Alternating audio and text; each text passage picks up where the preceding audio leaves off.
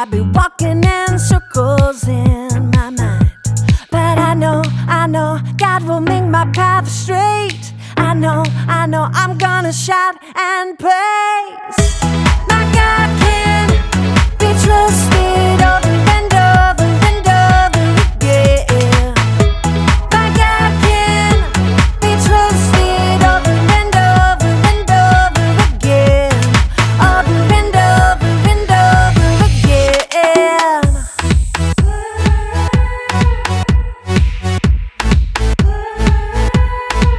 When I am up, when I am down, when life turns me around, should I go left?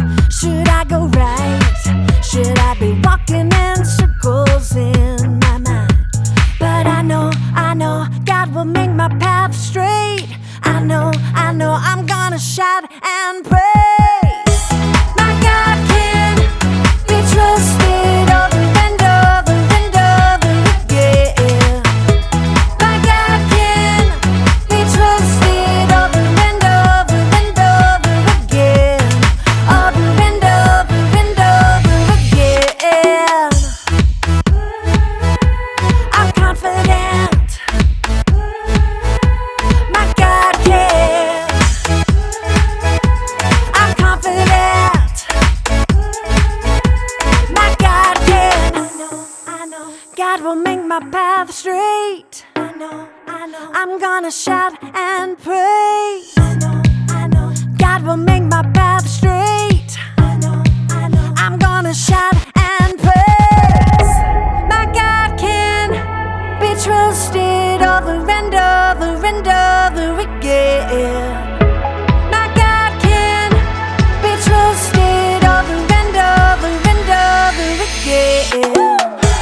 My God can be trusted over and over and over again. My God can be trusted over and over and over again. Yes, He can. Over and over and over again. I'm confident. My God can. I'm confident. My God can. Over and over and over I can trust Him. Over and over and over again.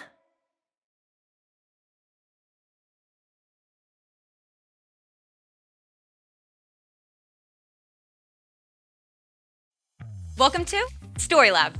This week, we're talking about trust, while we look at the story of a man who had a lot to worry about. Oh, and we're also going to be doing this.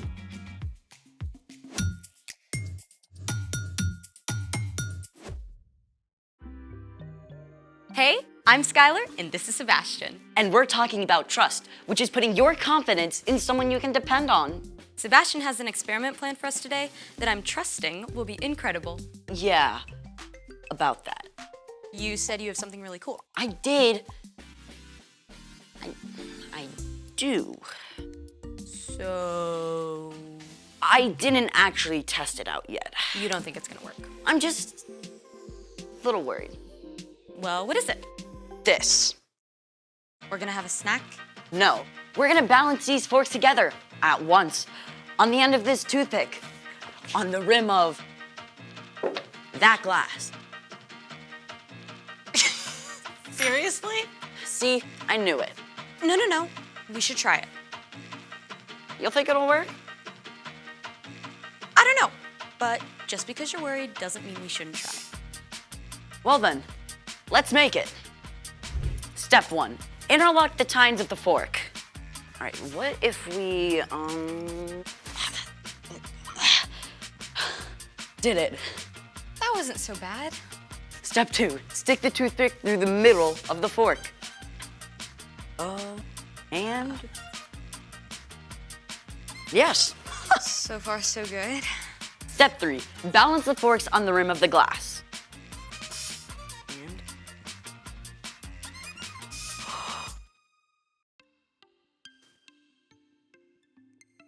See? You did it! Super cool. You didn't have anything to worry about. that's not what I was worried about. What are you worried about? Step 4, Step 4. do not try step 4 without a grown-up. You'll do. Thanks. Step 4, we light the end of the toothpick on fire. Hold on, what's supposed to happen now? We light the toothpick on fire, it burns down to the rim. The fork stays balanced. That's not possible. There would only be a tiny piece of toothpick still on the glass. See, now you're worried. Maybe a tiny bit. Are we doing this? You are doing this. Countdown, please. 3, 2, 1. Fire in the hole.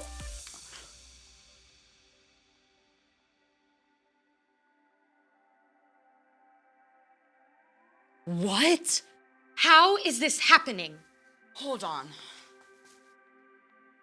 So turns out the center of gravity where both forks balance is actually below the pivot point where the toothpick balances on the cup, which is why it stayed up balanced when the toothpicks were burned up. Incredible. I was right to trust you. Never had a doubt. Uh-huh. It's time for... The story before the story. Today, we're in the very first book of the Old Testament, Genesis. The incredible world God made was broken.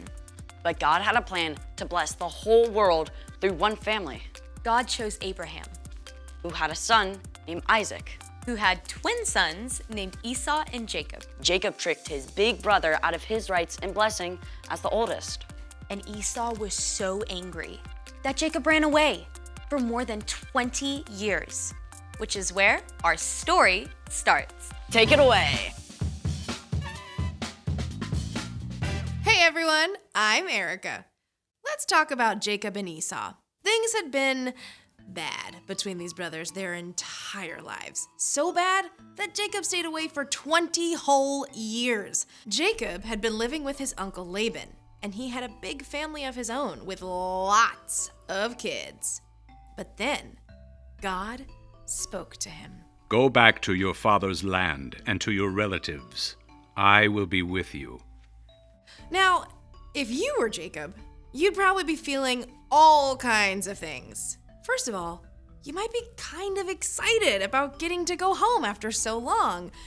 But at the same time, when you last saw your brother Esau, he was so angry, he wanted to kill you. Is he still mad? Or has he cooled down? Maybe you can actually hang out and be friends, or not. Jacob set out with his whole family, and when he got close to home, he decided to play it safe. So, he sent a message to Esau. I don't want my brother to think I'm coming home to beg for help or anything, so tell him I've been staying with Laban and become wealthy. Now I hope I can please you. The messenger left and returned. We took your message to Esau, and now he's coming to meet you. With 400 men! Say what? 400 men does not sound like a welcoming party. 400 men sounds like an army. Jacob was worried. Jacob separated his family and his herds into 2 groups, figuring if Esau attacked one group, the other group could escape. But then he did something a little more helpful. He remembered to talk to God.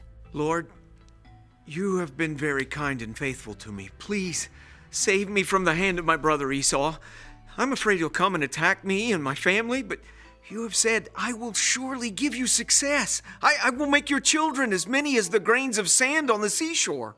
Jacob held on to God's promises, and then he decided to show his good intentions by sending a little gift to Esau.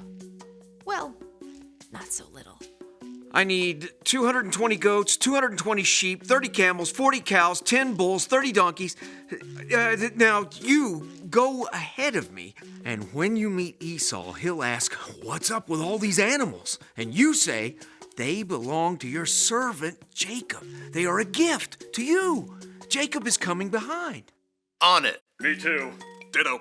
The whole time, Jacob was thinking, all these gifts will give Esau time to cool down, and then maybe when he finally sees me, he'll welcome me. Jacob even sent his whole family ahead, across the river, figuring that Esau would not hurt them. Then, Jacob spent the night alone, wrestling with God. Literally. But that's another story. In the morning, Jacob looked up and saw Esau coming with 400 men. After all he'd done, Jacob was still worried.